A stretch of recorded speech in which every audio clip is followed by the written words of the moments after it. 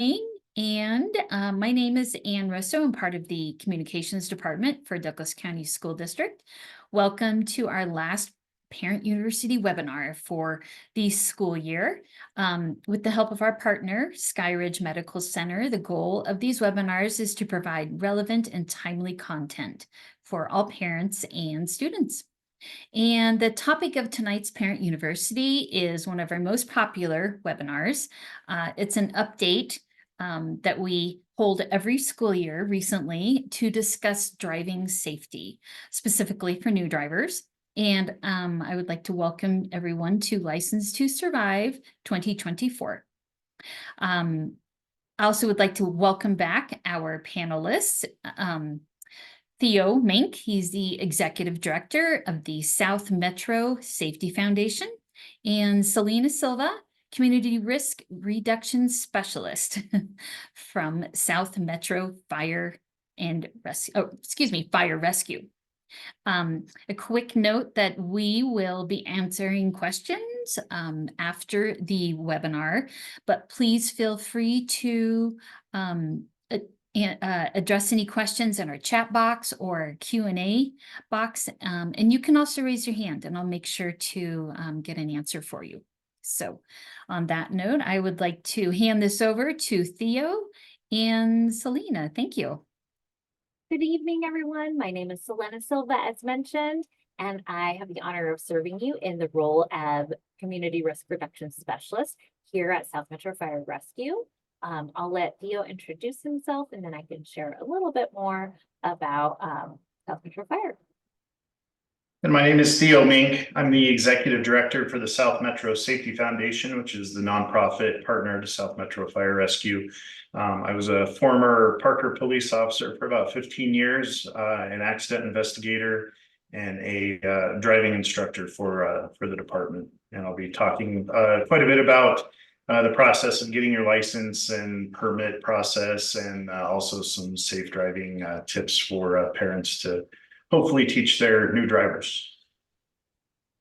Great. And Theo, we can see your presenter slides if that matters. It probably doesn't, but just so you know, if we want to change that presentation, it'd be great. So a little bit more about South Metro Fire Rescue. We serve a large number of residents, as you can imagine. Many of you are very familiar with us, but we are essentially the size of Rhode Island is what our district holds.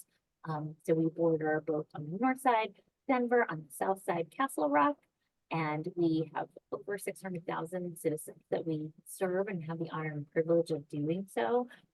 There are 5 risk reduction specialists that serve in my capacity in particular, and that means we're devoted to developing a community risk assessment so that we know and understand the needs of our community, as well as implementing an important plan going forward to help mitigate many of those needs and to be able to address the most pressing things that put you at greatest risk here within our district.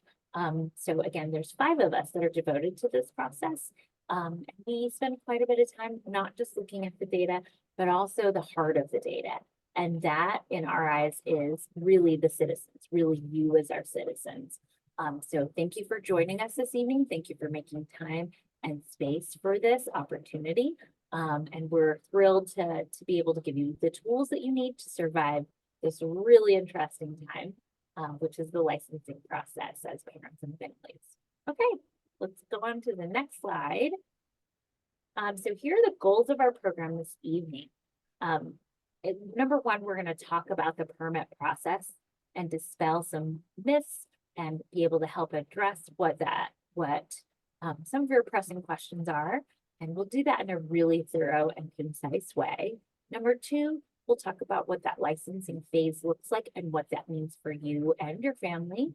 We can accurately predict many of the challenges that will be posed during that time. And so we'll be talking a little bit about that this evening. And then teen driving liability, which does equal, as you can imagine, family liability at times, both liability for teens and families and the system and the schools itself as well. And then last, how do we address some of these risks? So a bit about the traffic reports record number. So last year, actually, year 20, Theo, am I thinking the right year? 2022, correct?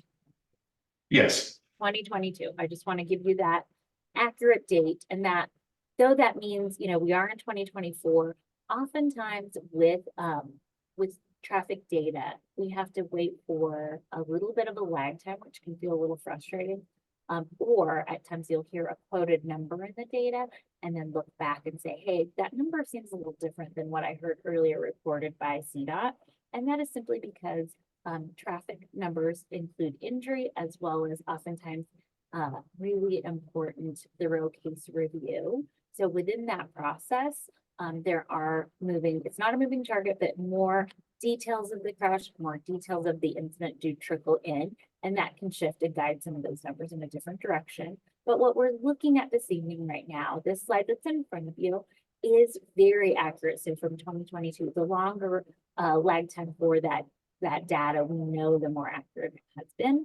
And unfortunately, that is a somber picture for us as Coloradans. We know that in 2022, Colorado saw the largest number of fatalities on state roads since the 1980s. That's why we have this very old vehicle in front of you. I want you to visually take in what that means and the vehicles that we had available to us in the 1980s. Now, Theo and I are both really, we love cars, we're car buffs. So we love some of these classic vehicles, but we are the first to tell you that they are not equipped with the same safety features as we have seen even in the last 2 years, right? So if you look upon that reflection in the 1980s and think about what crumple zones were, think about the lack of airbags in a vehicle, and you think about other really important safety components inside of our cars now that we take for granted, such as a laminated windshield or, you know, a collapsible steering column that's on high impact, or some of those recessed knobs within the vehicle. Those were not available to us in the 1980s. Great music, incredible fashion, but not a lot of safety features in our vehicles. So compare that to now and the incredible abundance of safety features that we see now that has been propelled because of all kinds of scientific developments, as well as information overloading and comparison when it comes to vehicles. Now we have an abundance of safety features available to us. So why are we seeing this exponential record number that exceeds the number that we saw in 1991?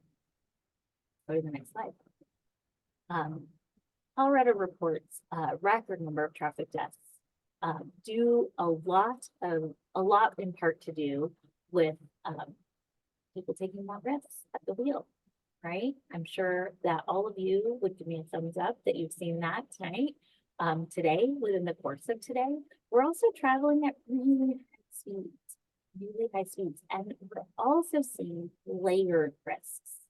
And I know Theo's going to share a little bit more about that, but not just texting while driving, not just talking while driving, but maybe eating and talking and listening to a podcast while driving, right? So we're seeing those stacks of risks that are being taken. In addition, we're seeing not just the consumption of alcohol, but also, in addition to alcohol, multiple other substances as well, which just really set that probability of a traffic incident. They just really propel that significantly. So the fatality rate involving disabled drivers, which we'll get into the definitions of that here in just a minute, that has increased almost 60% since just 2019, seconds before the pandemic, right? So how dramatically and drastically the road risk has increased since then is notable. It's not just something that you're seeing and feeling a little irritated by. It's not just your study of what happened to you today and your anecdotal experience, but that is confirmed within the Colorado Department of Transportation data. So pedestrian deaths also play a role. And this is the part where I really want to pause and just really make note and space, create a little bit of space here to let you know that we will be talking a lot about risks on the road, deaths, injury on the road, on the roadways. So I just want you to know that and for you to be able to take a break as needed or pause and digest that information. Because the reality is that we have all known someone or been impacted directly by a motor vehicle incident, right? That is something that reaches the depths of every aspect and every area of our community. So we all know that, and we'll be discussing that this evening, but also to make note that these are not just numbers, right? These are not just statistics, as you reflect on that, but these are individuals that were valuable members of our community and beyond, you know, throughout our state. So as we look at that, we want to really focus in on pedestrian deaths because those have seen an incredible amount of gain in those numbers, which is so unfortunate, but a significant amount of increase with those deaths, and both among pedestrians and bicyclists both, so auto ped. So pedestrian deaths were, oh, sorry, did you want to go back? Sorry, thank you. 133, that was an increase of 16% above 2022. And then 153 pedestrians and cyclists lost their lives, making that an 18% increase over the previous year. Thanks, Theo. Thank you, Selena. So that was the kind of the public service announcement there, that how serious of an issue that we're having with driving. And really it all starts with our new drivers and teaching them properly to respect the privilege that they're about to receive as new drivers. So we'll go through kind of the permit process first, and then go into the licensing phase, and then talk a little bit about your responsibility as parents in this whole process and how you can make a difference.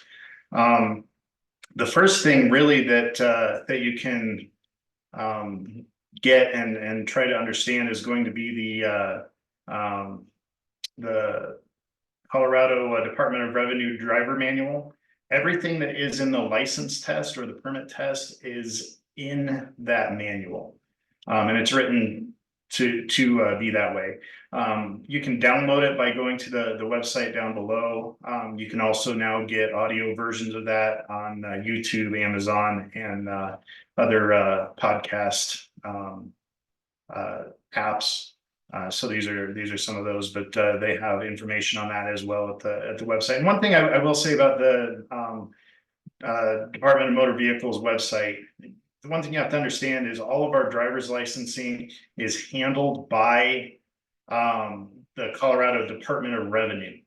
So if you think about Department of Revenue, you know, they take your taxes, they take your money, and they're very straightforward as far as dealing with them. And the driving process in the DMV used to be that way as well. And they've really gone a long way to make the permit and licensing process much better. And their website, I really think has kind of shown that. So there's a lot of good information if you go to this link below from the state. Even if my computer will allow me to advance. We're going to watch this quick video that goes over the graduated driver's licensing process, and then we'll talk a little bit about what that is and break it down a little bit farther. So, kids getting a driver's license, huh? Yeah, clear the roads. Seriously though, it's scary stuff. You're a new driver early enough, to say nothing of all the new costs you may be facing. Oh boy. But really, look at the statistics. Drivers between the ages of 15 and 19 are much more likely to experience a collision. You don't want that. I don't want that. Heck, the government doesn't want that. And that's why states nationwide have adopted graduated driver licensing regulations. I know it sounds complicated, but don't worry. I'm here to help. Welcome to graduated driver licensing made simple. Now, each state has its own set of specific rules and regulations. But today, we're taking a look at Colorado. Meet Daniel and his mom, Kay. They're about to start on the great adventure of the GDL. Daniel turned 15 yesterday. In Colorado, this means he's just old enough to apply for his driver education permit. To do this, he must first be enrolled in driver's education, Of course, if Daniel opts to not take the 30 hours of driver's education, he can wait till he's 15 years and 6 months old and have the option to just take the 4-hour driver's awareness course. If he chose to wait, he would then be applying for a driver awareness permit, or he can wait until he's 16 and receive a minor instruction permit and not have to take any courses. Fortunately, he is enrolled in driver's education, and he and his mom have even spent time together studying this year's Colorado Driver Handbook. All they have to do now is head down to the local DMV, where they'll provide documents of identification and proof of completion of driver's education. Here, Daniel will take a vision screening test and a knowledge exam, and his mom will sign an affidavit of guardianship and liability. 25 harrowing questions later, Daniel is a proud learner's permit recipient. So what now? Now the fun part. Daniel needs to clock 50 hours of supervised driving time with his mom, a driving instructor, or a designated alternate permit supervisor, in case the parent doesn't have a valid driver's license.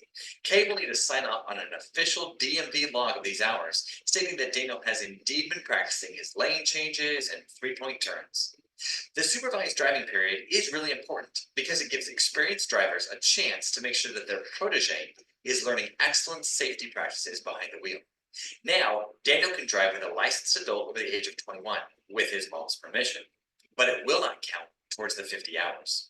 Now that he's got his permit, Daniel needs to spend the next 12 months working on his driving abilities under his mom's watchful eye before moving on to the next phase. Meet Amanda and her uncle Jason.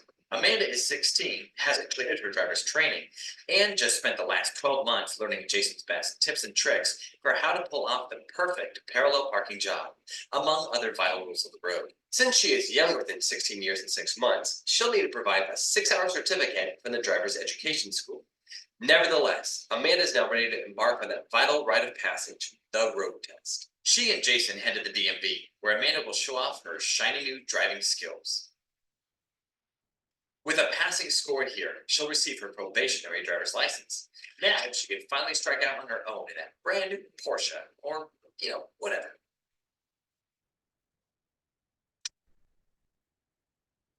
She may be allowed to drive solo, but there are still safety restrictions on her probationary license. For the first 12 months of having her license, she can't drive between the hours of midnight and 5 a.m. unless she is driving to or from work or school or emergency situations, or with a licensed driver over the age of 21. If the teen is under 18, they cannot drive with a passenger under the age of 21 for the first 6 months of having their license. After 6 months, they cannot carry more than one passenger under 21 until they have their license for a full year. Exceptions include if a parent or guardian is in the vehicle, or if the other passengers are immediate family members, or if the passenger is in need of emergency medical attention. And don't forget, wearing a seatbelt is mandatory for all seating positions if the driver has a permit, and Amanda can't use her cell phone or any other telecommunication device while driving for any reason other than calling 911 until she is 18. These restrictions are meant to protect teen drivers from potentially dangerous situations and distractions.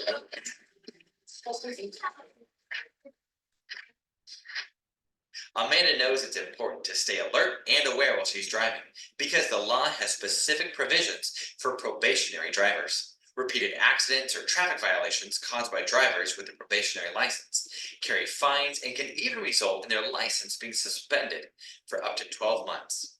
After she turns 18, the state's safety restrictions will be lifted. Congratulations! At this point, Amanda is a fully licensed, unrestricted, ready to go driving machine. Of course, Jason makes sure to let her know that having an unrestricted license doesn't give her complete freedom of the road.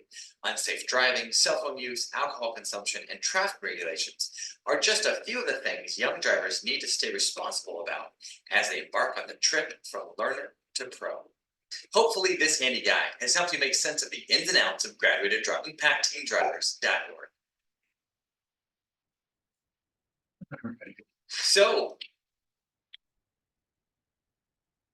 So that was a quick rundown of the graduated driver's license law in Colorado and what the process is for getting a permit and getting a license for a new driver.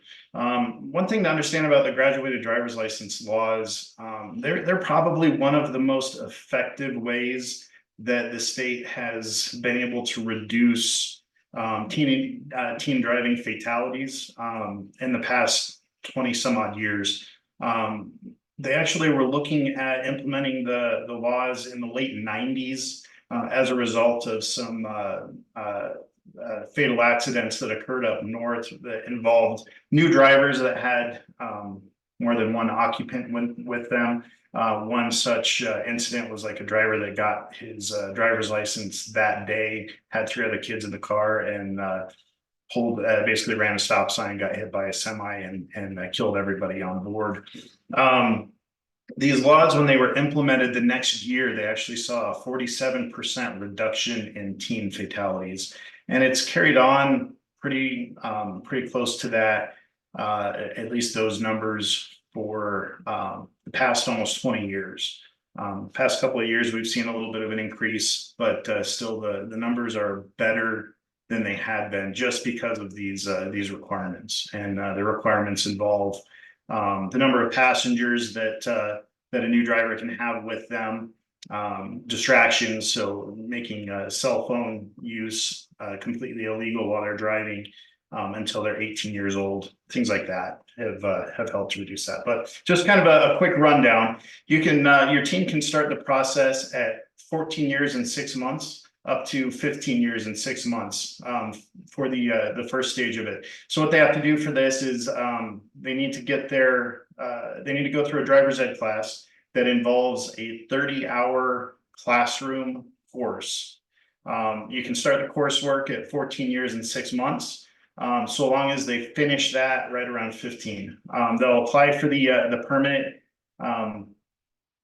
at the DMV at 15 years or older, and then they'll have to pass the written test. Those 30 hours we'll do a lot of preparation for that written test and do quite a bit more as well. Once they get their permit, they need to log 50 hours of drive time with parents. That has to be documented drive time, with 10 of those hours being at night, and they need to hold the permit for 1 year. They also have to attend at least 6 hours of behind the wheel lessons that are mandatory with a certified driving instructor. So that school where they go and they take the 30 hours of driver's education through the classroom, they should also be providing the 6 hours of behind the wheel time with an instructor as per required by the state. That's where you're going to do some shopping. Is you're going to try to find the one that offers both of those. There are some schools, especially the online ones, that will only do the 30-hour classroom, but then you may have to pay extra for the 6 hours. You may have to go somewhere else for the 6 hours. It's actually typically cheaper to do a package deal through one of the schools. One of the things to understand too is the curriculum that these schools teach is certified by the state, certified by the Department of Revenue. So they're going to be teaching pretty similar things. It's these extra add-ons like the 6 hours behind the wheel time and maybe some other things that they add on to that you really want to look closely at to make sure you're getting the most value for what you're doing. So after they complete the 50 hours of drive time and then the 6 hours with the instructor, then they can apply for their license after 12 full months of driving with a permit, and then they have to drive or pass the drive test. Most of the drive tests now are being done privately through the driving schools as well, and that may be one of those things that you look for is included in the driving school that you can go to. There's another option that's a little bit more affordable, and this is an option that we offer with the South Metro Safety Foundation. There's a number of schools that offer it as well, and that allows a student to get their permit at 15 years and 6 months up to 16 years. And what you need to do is complete a 4-hour driver awareness program, or you can do the 30-hour driver course classroom. These are going to be anywhere from, our classes $40, and then there's some that are upwards of $120. And that's all it is 4 hours of classroom time. It's basically preparation to go and take the permit test. So after they have to take, or they can only take this class at 15 years and 6 months. So if they're 15 years, 5 months, and 29 days, they cannot take the class. The state actually watches that fairly closely and will ding the school if they let someone in who's underage for that. So at 15 years and 6 months and up, they can take the class. After they complete the class, they can go in and do the test for the driving permit. This is all based on appointments, so you have to make an appointment with the DMV to do this. Some schools are doing written tests as well, but a lot of the drivers or the driver awareness programs will make you go into the DMV to take the test. After you get the permit, same thing applies. Log 50 hours of drive time with the parents, 10 hours at night, and then hold the permit for a year. Says optional 6 hours behind the wheel course. Again, these are going to be something that's separate that they would have to go shop for a school to do, but it's not required to do the 6 hours behind the wheel time with an instructor as it is for the other option. After they hold the permit for 12 full months, then they can go and get their driver's license upon passing the driving test. And then 16 or 17, you don't need any training. You can basically go in and take the permit test. And if you pass that, you get your permit, and you have to log 50 hours. Again, same sort of thing with the permit, 50 hours with a parent, 10 hours at night, hold the permit for a year. And then after that, they can go and take the drive test and get their license. So this one obviously has the least amount of cost, but it's also the least amount of education. I'm always a fan of more training is better, especially when it's something like driving. One thing that I'm going to add here as well that's kind of new, you can actually take the permit test, and I forgot to mention this before, this is relatively new, so forgive me for that. You can take the permit test online. If you want to screenshot this slide, it's going to be this website. It's kind of hard to type out, but it'll take you straight to the website that allows you to sign up to take the permit test. And there are some stipulations for doing that. You have to have your camera on, and a parent also has to be present as a test proctor. And there can't be any like overt movements looking at your cell phone or anything like that could indicate cheating. So they're fairly strict on that, but you can use this website to schedule an online test. So when you go in to get your permit, these are going to be the documents that you need. So birth certificate, social security card, or passport. So you need two of these three. You also need proof of insurance, 2 documents proving your residence. So some type of mail is good, or school registration. There's a couple of different school documents that may have an address on it, and then proof that you were enrolled in a driver's ed program.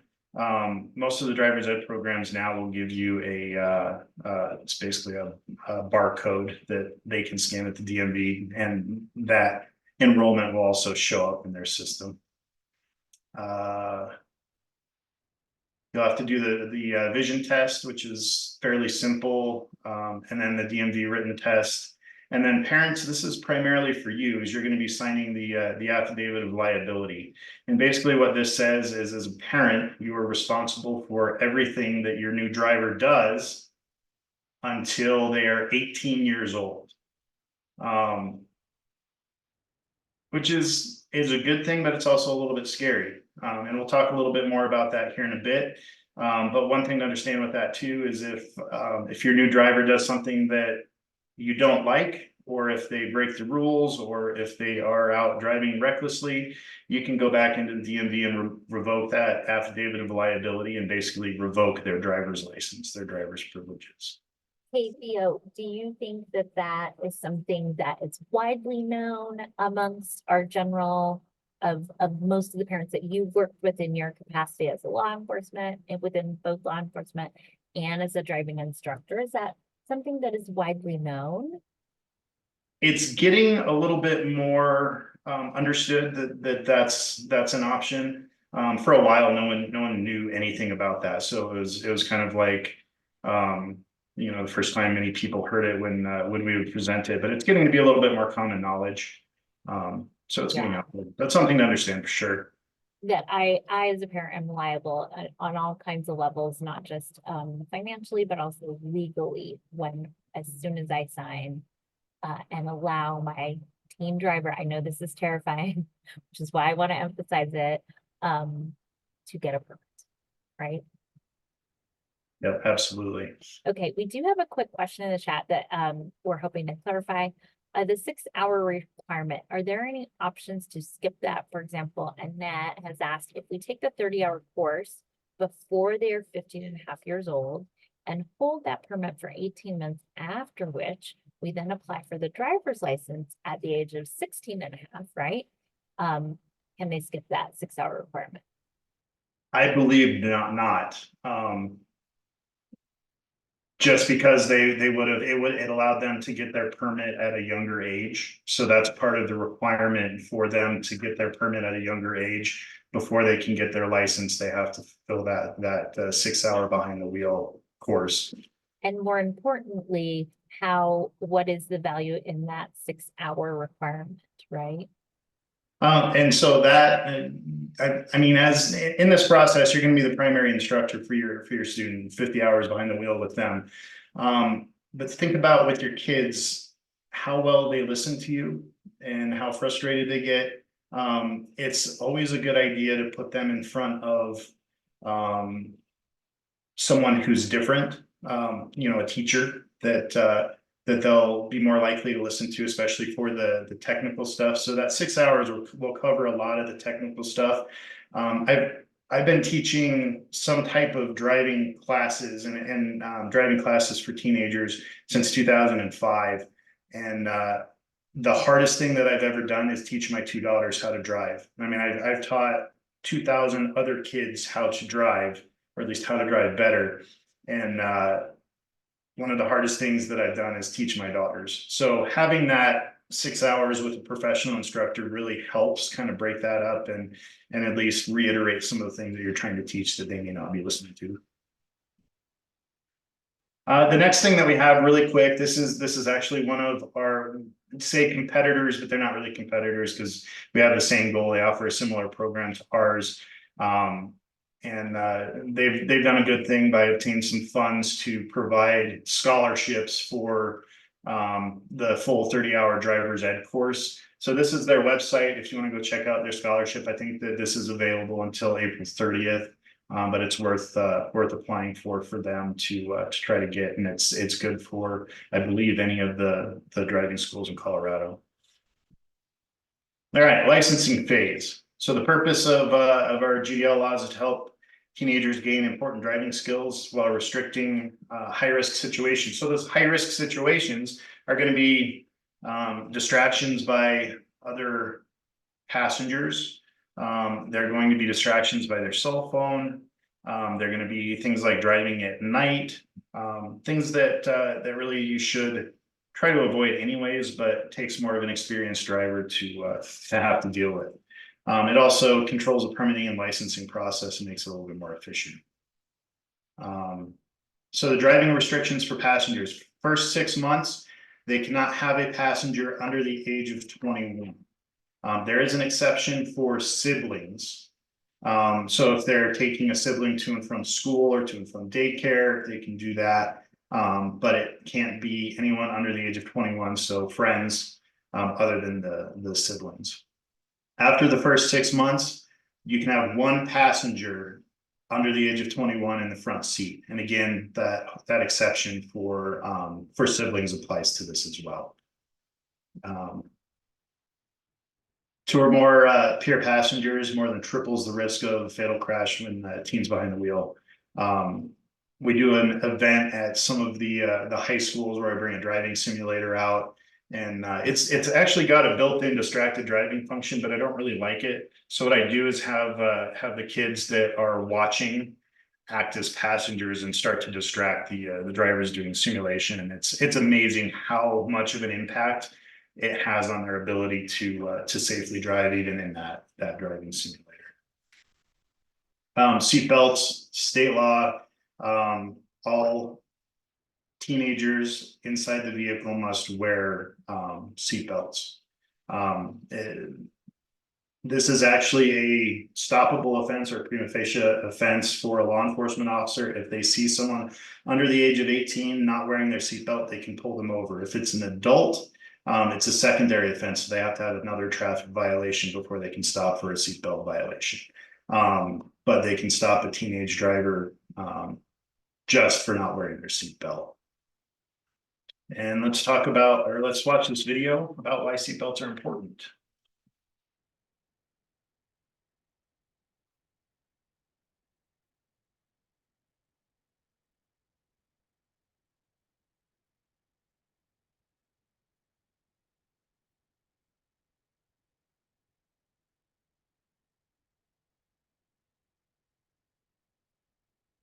So we've seen that video, the unrestrained passenger in the back didn't have their seatbelt on, they become a projectile, and you see how much damage that they caused to the seat in front of them. I mean, that would have been fairly critical injuries to the driver who was properly belted, just because that rear passenger was not properly restrained. So on average, about 55% of teens aren't wearing their seatbelts. Some of the statistics that Selena shared at the beginning in 2022, there were roughly 80 teenagers that were killed in car accidents, and the stats are showing that right around 70% of those teenagers that were killed did not have their seatbelt on. So if you think about that, 70% could still be with us had they been wearing their seatbelt. Cell phones. So another restriction that you'll see under GDL laws is there's no cell phone usage at all by a driver under the age of 18. And that does include pairing to the in-car Bluetooth systems, mapping systems, changing playlists, all of that stuff. There's absolutely no cell phone usage allowed for a driver under the age of 18. They can, I do take that back. They can use the voice activated functions while driving. So, or actually, true or false, can they? And that's going to be false. Absolutely no cell phone usage while driving those under the age of 18. I apologize about that. There was some talk about changing that obviously did not change. So no cell phone usage, not even the voice features are allowed. And we're not gonna watch this whole video, but this shows a demonstration of what texting and driving does to a driver's ability It's to one thing drive to safely. hear about how texting while driving is dangerous, but it's another to actually see how driving ability is actually affected. That's why we invited some new young drivers to actually try to text while driving. The test was conducted in a closed parking lot on a low-speed course lined by traffic cones. A driving instructor was aboard for safety and to provide the messages each driver would be asked to text. To start, each driver first drove the course without texting to become familiar with the layout. Then each drove it again while sending as many text messages as they could. Text, where are you?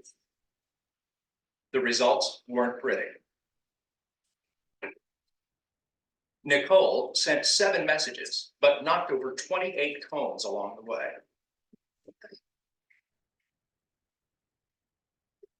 Tyler sent 6 text messages and hit 18 cones.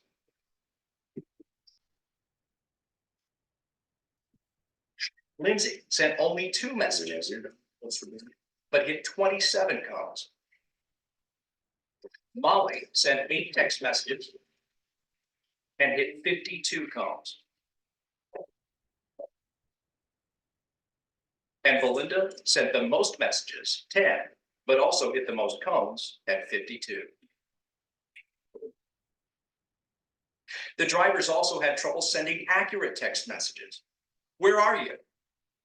What's for dinner?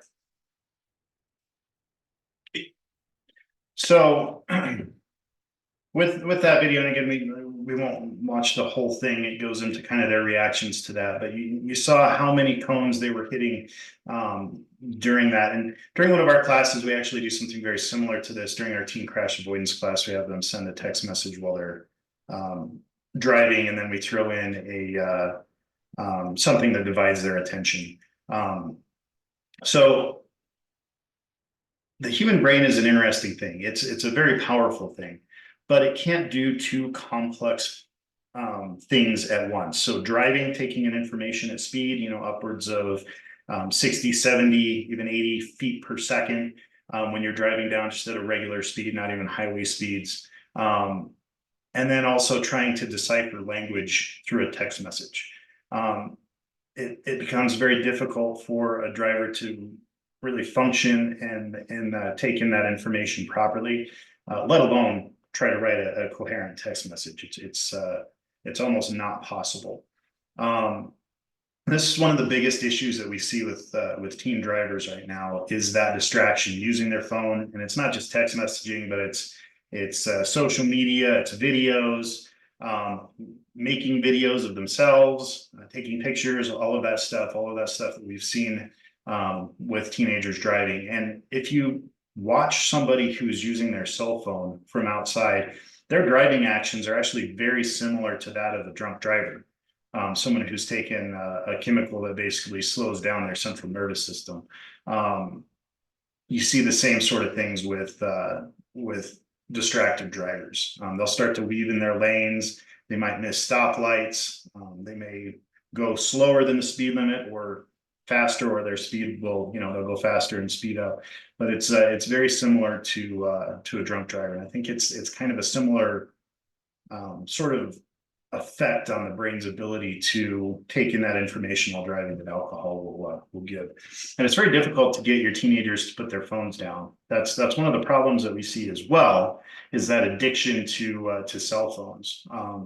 The developing brain makes more dopamine than an adult brain, and that's basically what's happening when the teenager is using the phone. They get an alert in social media, someone likes a picture of theirs. There's a flood of that pleasure chemical in their brain, that dopamine, that makes it very difficult for them to resist the urge to pick up the phone and look at it, or to have that phone.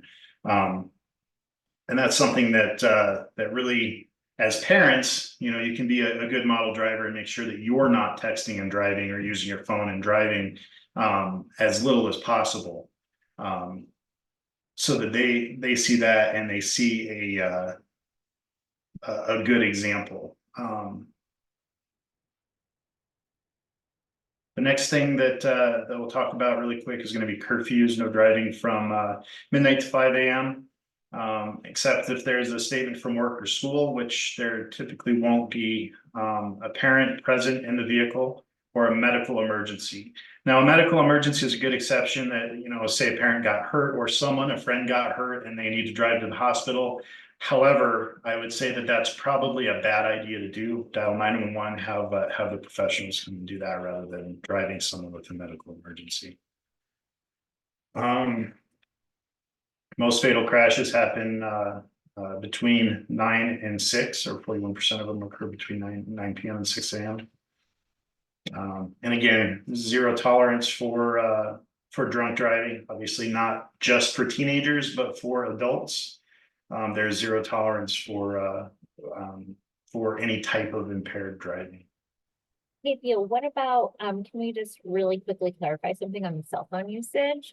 Sure. What legislation, if any, restricts cell phone use for all drivers in our state? There isn't anything that restricts it for all drivers. So adult drivers can use their cell phones. It is a contributing factor to accidents that can get checked off and be taken into consideration with the investigation. But there really isn't any law that prohibits that. There was a law that was very quickly overturned back over 10 years ago. Yeah, and they overturned it, I think, even within 2 years. It was a very quick overturn. Yeah. And do you, if teens are not allowed to use the GPS on their phone, what is the recommendation for navigation assistance? Because again, even as adults, I want us to really think about that. It is difficult for us as adults to provide our own, to both input that information from a navigation system and make those turns safely and consistently. So do you have any recommendations for teens as they navigate that? Plan your route ahead of time. You know, especially if it's something that's unfamiliar, pull up the Google map before getting in a car, know where you're gonna be going. You can use CDOT's Code Trip app, which I strongly suggest anyways. It'll tell you road conditions, especially in the winter time. And this is something for adults too. If you're planning a road trip, go to Colorado Department of Transportation Code Trip, and you type in I'll where put you're it in going, the and chat. they'll basically give you all of the info. What was that, Selena? I'll drop that link in the chat for us. Okay. But yeah, I mean, know where you're going beforehand is going to be the same thing. I mean, I grew up without a mapping system in my car. It's just good to learn how to do that anyways when you don't have a map available to you. See, driving liability. So we'll look at this. You'll see this slide. You just see kind of the stats here that we're going through. Talked about most of these. Violations of the GDL requirement or traffic infractions. And these are the typical penalties that you'll see with the GDL law violations. So a new driver is going to have 6 points on their driver's license. That means that they can do 6 points worth of traffic violations. So speeding ticket from 10 to 19 over is a 4-point violation.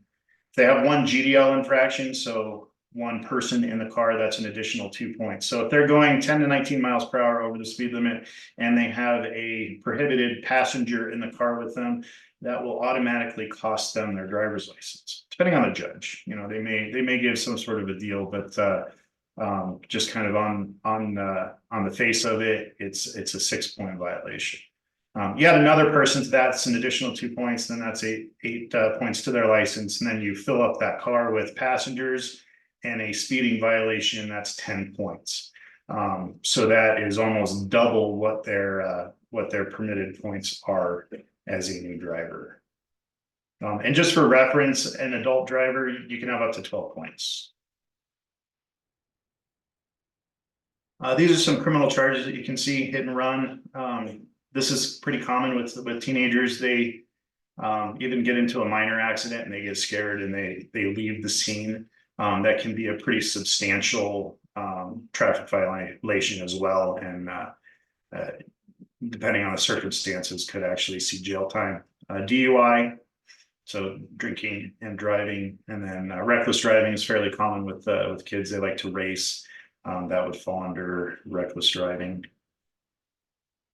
Let's talk about civil liabilities. So as we talked about that affidavit of liability that the parents sign, this basically says that you're liable for everything that your kid does. Understand that 14% of car accident lawsuits in Colorado, they settle for $1 million or more. So you could potentially be liable for that, depending on what your driver does. The thing that we always suggest is when you go out to shop for insurance, don't get the minimum amount of liability insurance, which is right now $50,000. It's not enough to cover multiple victims in accidents. You want to choose more liability coverage over a low deductible, and we do suggest a umbrella policy. I have $1 million umbrella policy just for my daughters, just in case. But this is a scenario. This is a true scenario that happened in Douglas County. You had you had some kids leaving high school. They get into an accident. One car has 3 teens. The other car has 4 teens. Five of those teens were transported to the ER with an average cost of $1,100 per teen. So the total is going to be $5,500. 3 teens in the for the standard ER visit. So that's going to be about $15,000 per teen. So $46,000 for the group that, or the 3 that were in the ER. 2 teens with traumatic injuries, that's typically about $35,000. And then pain and suffering, so 3 times the medical bills, is going to be $353,000 for a total of $476,536. So this is what that family of the at-fault driver is liable for, is that $476,000. So if you have $50,000 premium on your insurance, it's not even gonna touch that. So, you know, we hope that things like this don't happen, but they could, so that's why we say go and really get a little bit more insurance with your new drivers. And Theo, is that typical? So a common insurance policy comes nowhere near that, correct? Yeah, No. that's important. That's important to note, you guys. And we do have a quick question in the chat that I just want to clarify. If a car, Pam asked if the car has a GPS, can a teenager use that if it's not connected to a cell phone? And yes, is how I understand the law. I'm gonna go ahead and put the statute in here. Am I correct in stating that, Theo? I just want to make sure. Yes. Yeah, But- if it's not connected to the cell Sure. phone, then you can use that. But I also want us to remember, and it's the same thing with the 6-hour minimum for whether that's a legal requirement or not. Remember that what we're talking about is the law. So that's the bare minimum, right? So anything less than that is unlawful. We're breaking the law. So let's think of it in those terms, right? That is the bare minimum. So above that is best practice. And what best practice would be is an abundance of time spent behind the wheel and in experience, what we know as adults, right? Having gained that experience, as well as knowing and understanding that again, that navigation, just having a screen next to you that's telling you where to go, can indeed be very distracting, and is also it's like a muscle. It's a skill that we build over time. Absolutely. All right, so parent involvement is a key factor in saving teens' lives. You may not believe it, but you're actually the most influential person in your kid's life. They may not show it to you, but ultimately you are, especially when they get to be a little bit older and they say, hey, I remember when you told me that, and this is what I'm doing now. It feels really good that you actually had an impact. Parents who are not involved with their teenage drivers, they are 4 times more likely to have a traffic violation and 7 times more likely to have a car crash. So it's important to be involved with not only the permitting process, being their instructor for those 50 hours or more, hopefully that you're riding with them, but make sure you're giving them good feedback. You got to make sure that you're calm with them. They're going to do some scary things, and if you panic and yell at them, it's going to make things worse. So you got to make sure that you're remaining calm and give them good constructive feedback. If you need them to pull over for a minute so you can gather yourself, do that. Absolutely. Also, one of the biggest things is to understand their new drivers. So they're not going to be able to understand how to do really anything with the car. So baby steps is the best way to go with that. We had one kid that came through our crash avoidance class, and her mom, their first time driving, took her out onto I-25 down by Castle Rock. And she didn't drive for 3 months after that. It literally traumatized her. So, start off in parking lots, really start off sitting in the car and understanding the controls, know where the turn signal is, know where the brake pedal is, the gas pedal, know what all the buttons do. They don't really need to know much about the stereo, but they can know where it's at. Windshield wipers is one of the most forgotten pieces of equipment in the car that they need to know where that is and how they work, and how intermittent wipers work for slow versus medium and fast. Those are things that you wouldn't think about, but they need to know probably first before they really start driving that much. This is something, and we'll have a link that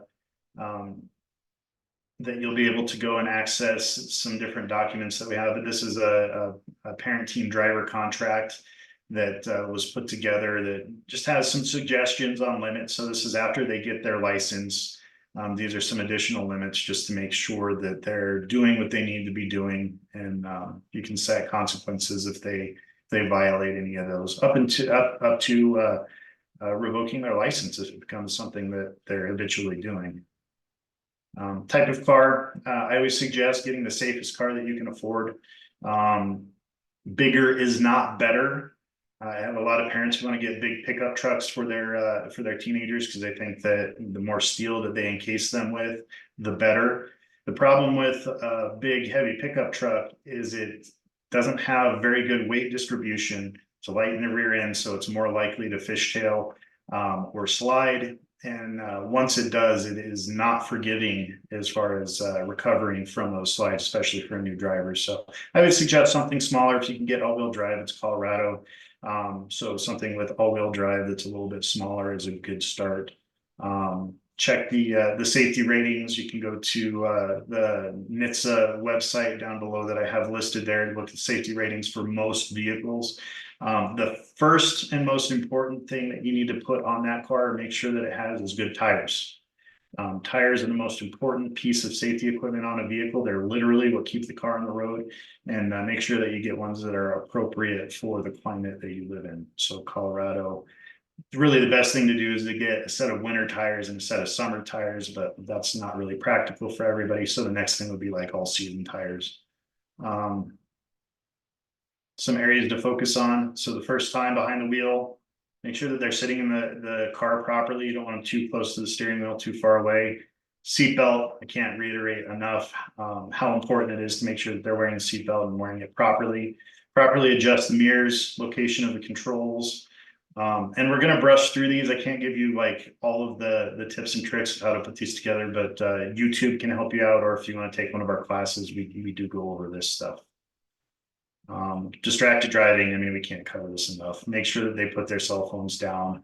There are a number of apps that you can use to disable the cell phone while it's in motion or in use, or at least restrict some of that temptation to pick up the phone. So these are the ones that I suggest. If you want to take a screenshot of this, you can do some more investigation into these, but there's quite a few nowadays on your app store and your cell phone that you can download that are fairly effective. Following distance, I would say that this is the primary contributing factor, at least, to the majority of accidents that we see on the road, is following distance. The 3-second rule is something that's really important to teach. The 3-second rule doesn't necessarily work for me, for my brain. So I'm a visual person, so I visualize 2 school bus lengths at minimum between the car in front of me, and then double that distance in bad weather. And make sure to reiterate that, because your ability to react in bad weather diminishes greatly just from a mechanical standpoint because of the loss of traction. Also understand what to do if you're being tailgated. It's not going to be slamming on the brakes. It's not going to be speeding up either. You know, you're going to need to figure out the best way to maybe change lanes or get that person to go past, but you don't want to engage in any sort of road rage that would exacerbate that situation. So here's just a quick thing on the 3-second rule on how to do that. Make sure you're using lanes appropriately. So you see the one thing that we see a lot of is turning into the wrong lane. You want to turn into the nearest lane. So you see the green line is telling you where to turn, and the red line is telling you where you don't want to turn. One of those bigger issues that we typically see. Try to keep to the right. Some of our European friends have laws that require them to stay in the right lane.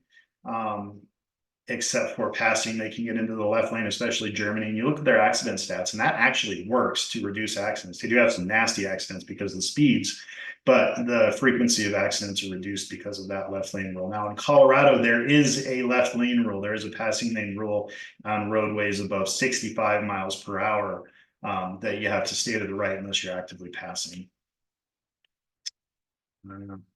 Here's some other things that we teach that I can suggest is steering. So shuffle steering is what we teach. There's some good YouTube videos on those. Learn brakes. You want to learn how to be smooth on the brakes. We use a technique called threshold braking. And then skid recovery. Look where you want to go is one of the key things to that, and keeping the tires straight. There's a thing that says turn into the skid. Never made a lot of sense to me, but straighten the tires when you're in a skid. That's the best way to recover.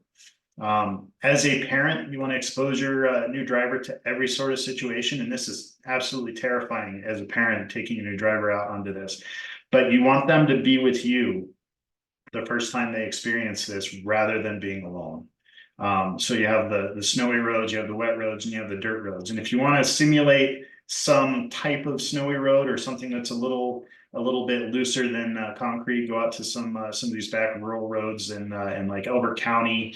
or up in Deckers where there's a dirt road where it's going to be a little bit easier to feel that kind of loss of control with the tires before you take them out onto to the snow and ice.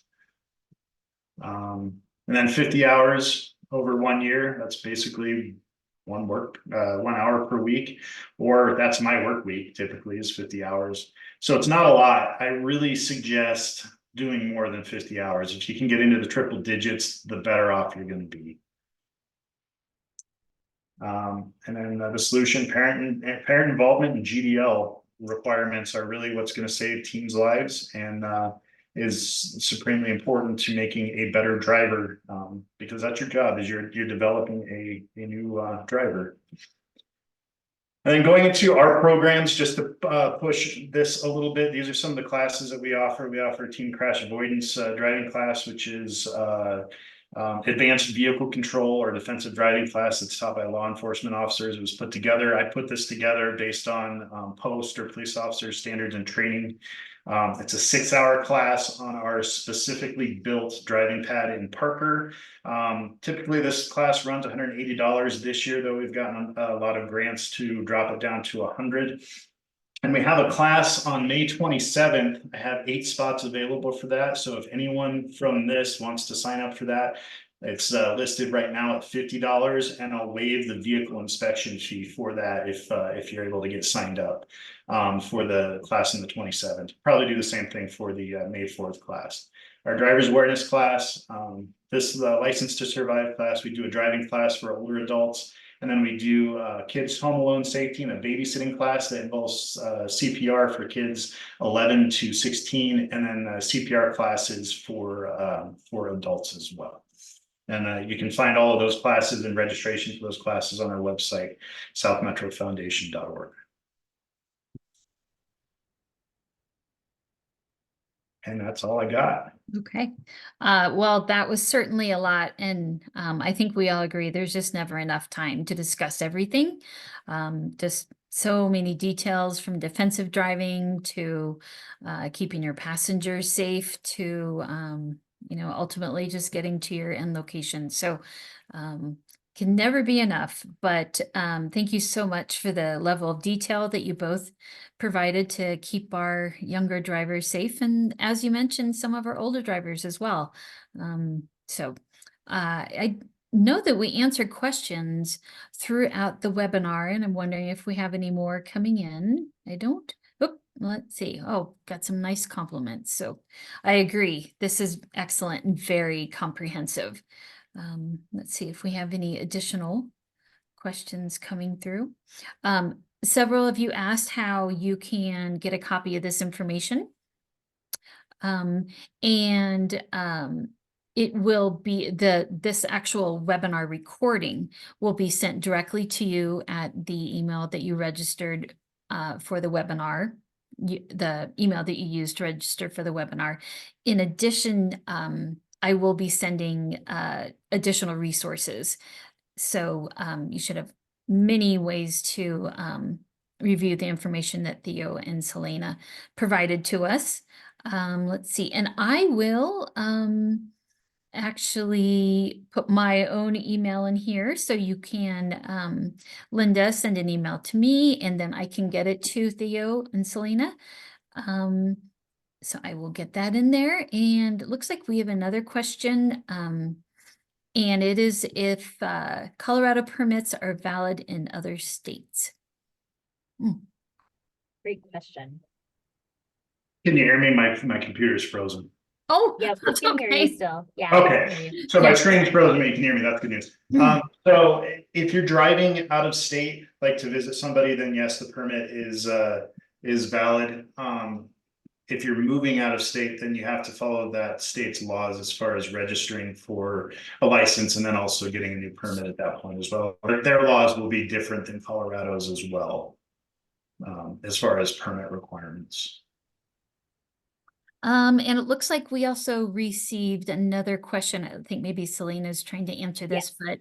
but It was a great question. It was yeah. just asking about if the phone, so if a teen has a phone on their person and the phone options are disabled and they're only using it, I know we're really in the weeds now, they're only using it as a navigation device.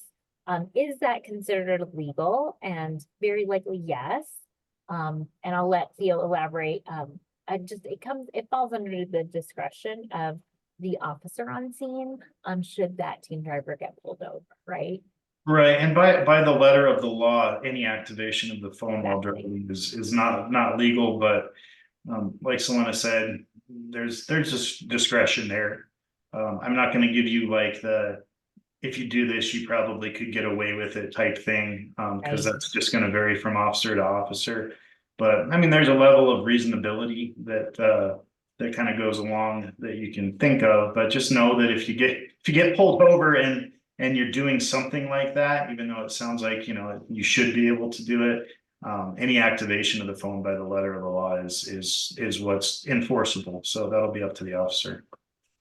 So I know we're at the end of our time now, and we've still got a few questions coming in terms of like affidavits and such. And I'm gonna pause right now and highly recommend that you consider this incredibly economical class option.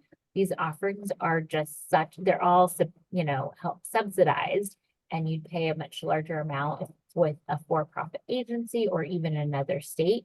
So for really a one-on-one type of classroom experience, I do recommend our Safety Foundation. We'd love to have you guys. Thanks, Selena. And I think we just have one final question. As far as how does the affidavit work if the child is spending summer break with a parent out of state? That parent hasn't signed the Colorado affidavit. Do we have an answer? Oh, if we have someone here that is visiting from summer break out of state, is that what we're saying? So like split homes? Yeah. I think that's gonna be reliant on that other state and what that permit entails from that other state. Okay, great. Mhm. And one last question. Sure. Regarding the class, April 27th. Oh, I see that now. Yes. Yeah, so the $50 class is April 27th or May 27th, or It both. should be, you know what I'm gonna do is I will get that. Oh, Theo's back with us. Oh, Theo, yay. We've got, was that May 27th or April 27th on the website? It shows only April 27th, or will you be doing both? And you're muted. Hold on. You're muted. Oh, let me see if I Okay, can unmute might- Theo. Here he goes. There we go. Now you're good. Okay, so yeah, right now it's just listed for April 27th for the Okay, class April for $50. I'll go in and I'll actually change that after we're here for May 4th, because I figure why not? Let's try to get as many people into those two classes as we can at a reduced rate. Okay, so both April 27th and May 4th are the dates for the upcoming class. Mhm. Okay. Perfect. Thank you. Well, I know we still have so many questions to be answered. Unfortunately, we have to wrap up this evening's webinar. I wanted to thank everyone for registering. Once again, all of this information, including the recording, will be sent directly to you and posted on our Parent University website at the school district, www.dcsdk12.org. I always want to say thank you to our sponsor, Skyridge Medical Center, and of course to Theo and Selena for their expertise and all the information that they know. Certainly is a very important topic that Great. we are addressing tonight. Okay, so I think as far as any other classes, you can reach out Yep. to me and I'll get an answer for you. Yeah, thank you. Yeah, we'll get some other, we do, and Theo, I do see some interest in the driver awareness class, and so we can get that out via Ann. Yeah, perfect. Awesome. Go ahead. Mhm. Oh, no, I said sounds good. So we'll get Oh, that. I think we're all a bit frozen after after this.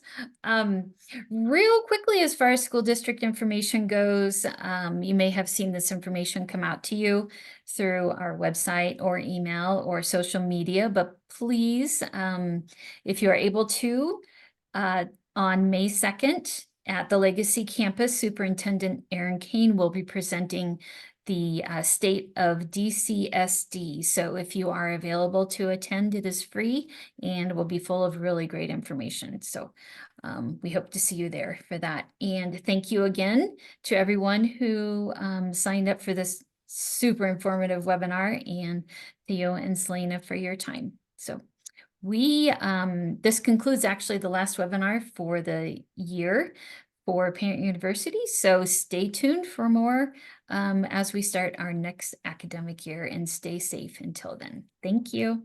Good night.